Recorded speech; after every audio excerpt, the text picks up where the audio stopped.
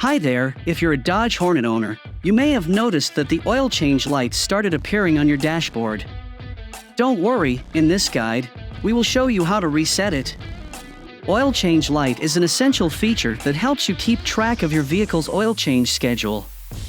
It is a warning light that illuminates on the dashboard to remind you when it's time for an oil change. This light is designed to help you maintain your engine's health and performance by ensuring that you change your oil regularly.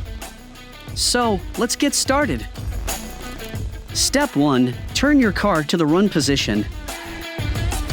Find a safe spot to stop your vehicle, and once you're there, make sure your foot is off the brake. Now, go ahead and press that start button once. Just remember, we don't want the engine running, but we do want all the electrical components to be powered up. Step 2. Depress the gas pedal 3 times.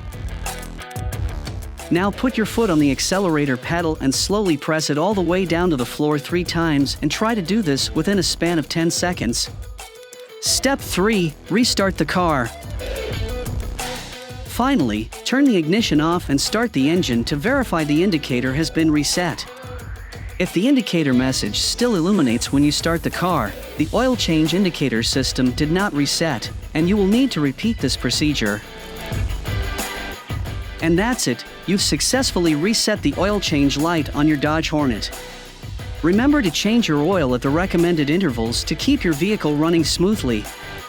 Thank you for watching our guide, and feel free to subscribe to our channel for more helpful tips and tricks. See you next time.